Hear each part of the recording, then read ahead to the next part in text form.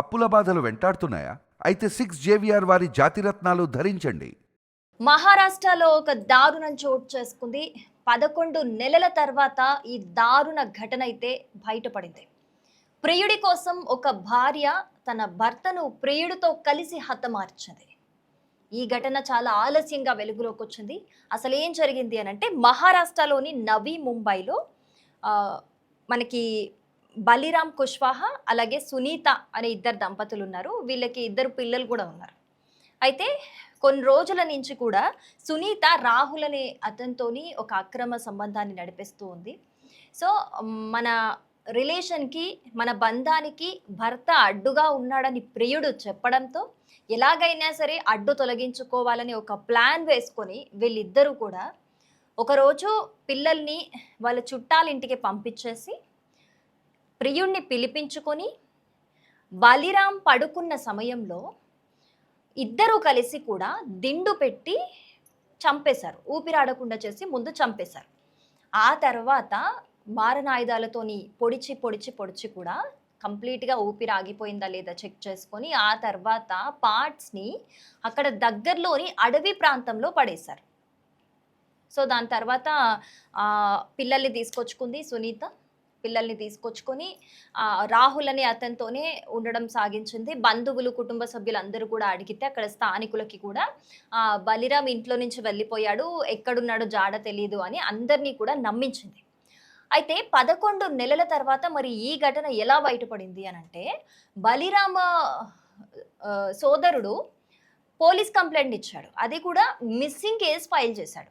So missing case file చేసిన తర్వాత పోలీసులు ఇన్వెస్టిగేషన్ స్టార్ట్ చేశారు. సో ఇన్వెస్టిగేషన్లో భాగంగా భార్యను కూడా విచారించడం జరిగింది. అంటే అసలు ఎలా అడుగుతారు కదా, ఎప్పుడు ఎప్పుడు తప్పిపోయారు, ఎప్పుడు ఇంట్లో నుంచి వెళ్ళిపోయారు, వెళ్ళిపోయే ముందు గొడవలు ఏమైనా జరిగాయా, కారణం ఏంటి, వెళ్ళిపోయే ముందు ఆయన బిహేవియర్ ఎలా ఉంది, ఎక్కడికి వెళ్ళారో తెలుసా, ఇలాంటి క్వశ్చన్స్ వేస్తూ ఉంటారు కదా. సో ఆ ఇన్వెస్టిగేషన్లో భార్య మీద అనుమానం వచ్చింది పోలీసులకి అనుమానం వస్తే ఆవిడ కాల్ రికార్డింగ్స్, ఆవిడ కాల్ హిస్టరీ అన్నీ కూడా వాళ్ళు ట్రేస్ చేయడం జరిగింది. ఆ హిస్టరీలో ప్రియుడితో కలిసే, అంటే ప్రియుడితో రాహుల్తో మాట్లాడుతున్న గంటల ఫోన్ కాల్స్ ఏవైతే ఉన్నాయో అవన్నీ తెలిసాయి. సో ఫోన్ కన్వర్జేషన్స్లో కూడా భర్త అడ్డు తొలగించుకోవాలి అనే కన్వర్జేషన్స్ అన్నీ కూడా పోలీసులు ఇన్వెస్టిగేషన్లో తేల్చినట్లుగా చెబుతున్నారు.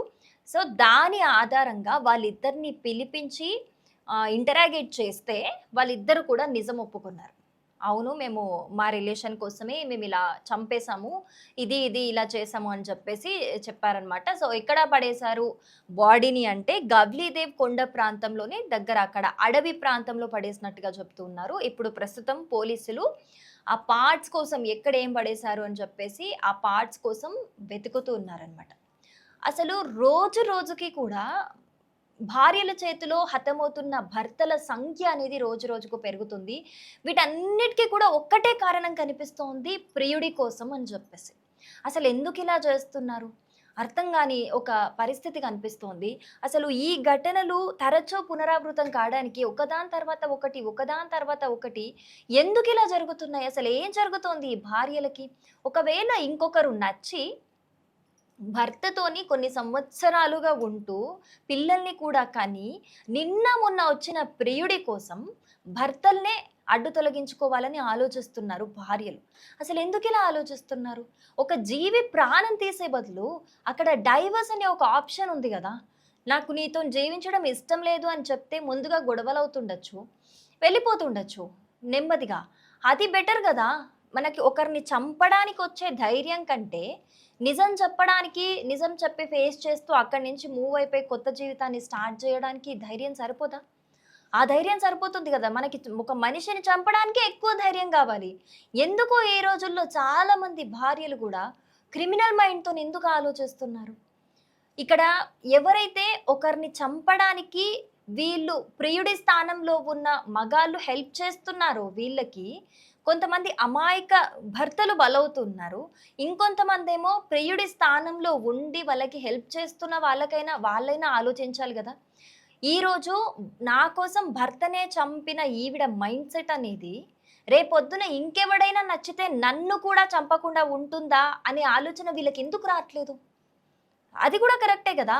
ఈరోజు, ఈరోజు వీడు నచ్చాడని చెప్పేసి వాడిని చంపినప్పుడు, మరి రేపొద్దున వీడికన్నా మంచోడు ఇంకొకడు లైఫ్‌లోకొస్తే ఇంకొన్ని సంవత్సరాల తర్వాత వీడిని చంపదని గ్యారంటీ ఏంటి? ఖచ్చితంగా చంపుతుంది గదా! అలాంటి మైండ్ సెట్ ఉన్నప్పుడు అలాంటి ఆలోచనలే వస్తాయి. అప్పుడు నీ పరిస్థితి గూడా అదే గదా! నువ్వు ఏ రోజు ఏదైతే ఇప్పుడు హెల్ప్ చేస్తున్నావో, ఏదైతే నువ్వు ఆ మహిళని నమ్మి నువ్వు చంపేయడానికి ప్రయత్నిస్తున్నావో, రేపొద్దున ఆ పొజిషన్‌లో నువ్వే గదా ఉండేది. ఇదెందుకు కొంతమంది ప్రియుడి స్థానంలో ఉన్న మగాళ్ళు ఆలోచించట్లేదు? సాటి మగాడిని ఎందుకు చంపేస్తున్నారు? ఇంకొన్ని ఘటనలు చూస్తున్నాం మనం. కొన్ని నిజంగా మెచ్చుకోవాల్సినవి. ఆ భార్యలు వెళ్ళిపోతారు.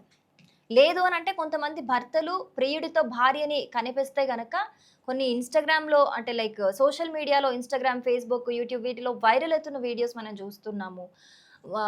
కనిపిస్తే గనక అక్కడక్కడ ప్రియుడితోనే కలిపి పెళ్లిలాగా చేపిచ్చి దండలు మార్పిచ్చుకొని, డివోర్స్ ఇచ్చేసి, సింధూరం తుడిపేసి వీళ్ళతోని దండలు మార్పిచ్చుకొని, అక్కడే డివోర్స్ ఇచ్చేసి వదిలేసి ఎళ్ళిపోతున్నారు. అది ఓకే. అలా ఉంటే ఏం గాదు. ఎవరి ప్రాణంకి నష్టం కలగకుండా. కానీ అసలు మ్యాటర్ ఏంటో చెప్పకుండా నాకిలా ఒకడు ఇష్టము ఏదో ఒకటి సరే ఇద్దరు పిల్లలున్నా గూడా నీకేది లేకుండా నీకసలు విలువలనేవే తెలియకుండా నువ్వు వెళ్ళిపోదాం అనుకుంటున్నావు. ఓకే. అది నీ క్యారెక్టర్, నీ వ్యక్తిత్వం. సరే. కానీ దానికోసం నువ్వు నీ యొక్క స్వార్థం కోసం ఒక ప్రాణాన్ని తీయాలనే ఆలోచన ఎందుకు? డివోర్స్ అనే ఒక ఆప్షన్ ఉంది గదా అక్కడ. డివోర్స్ ఇచ్చేయొచ్చు కదా! ఆ ప్రపోజల్ పెట్టైనా ఇంట్లో నుంచి ఎళ్ళిపోవచ్చు గదా! అంటే వీళ్ళకి ఓపిక ఉండట్లేదా? ఆ డివోర్స్ అని ప్రపోజల్ పెట్టి, అవి కోర్ట్ నుంచి భర్త ఫస్ట్ ఒప్పుకొని, గొడవలు జరిగి, మళ్ళీ అది కోర్ట్ నుంచి పర్మిషన్స్ వచ్చి, ఫైనల్‌గా డివోర్స్ అప్రూవ్ అయ్యేదాకా ఓపిక ఉండట్లేదా వీళ్ళకి? అసలేం జరుగుతోంది? ఎందుకు ఇలాంటి మర్డర్ కేసెస్ అనేవి రోజు రోజుకి పెరిగిపోతున్నాయి? ఎందుకిలా అమాయకమైన మగవాళ్ళు బలవుతున్నారు?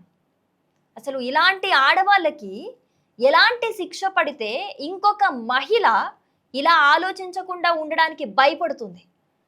ఏం చేస్తే బావుంటుంది? ఇలాంటి వాళ్ళకి ఎలాంటి శిక్ష పడాలి? తప్పకుండా కామెంట్ చేయండి మీరు.